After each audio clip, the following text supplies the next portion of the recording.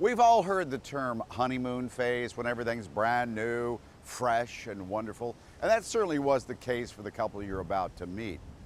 Everything was going just right on their brand new farm until Hurricane Ida paid a visit. Producer, photographer, Sergio Cruel has their story.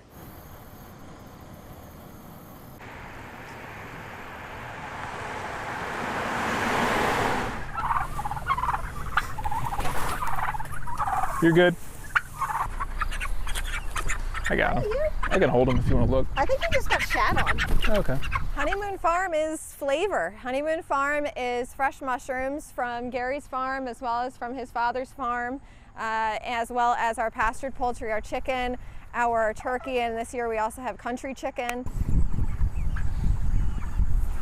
Hey, bud. You seem moderately annoyed at what's going on. We got married on July 4th, 2020.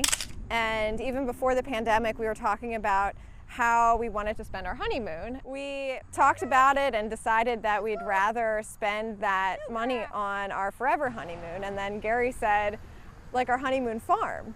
And immediately I was like, that is our farm name. That is gonna be, that is our forever honeymoon. That's our honeymoon farm. We actually raised over 300 chicks in our dining room. It's okay. There you go.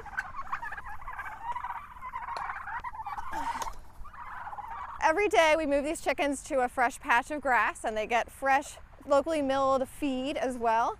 And we also give them water. So the water is held here in the bucket and it goes down into a water that's in the pen. So it makes it really easy for us to be able to give them water whenever they need it. Biggest thing we strive for here is the quality is night and day between what you're going to get in your grocery store versus what you're going to get out here.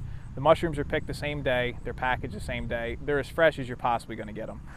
The poultry that's raised out in this field, it's not in a cage its whole life, it's not tripping over itself. It gets to be out, it gets to be a relatively stress-free environment as much as possible, and it actually flourishes because of that. Gary and Liz almost lost their 5-acre farm due to Hurricane Ida.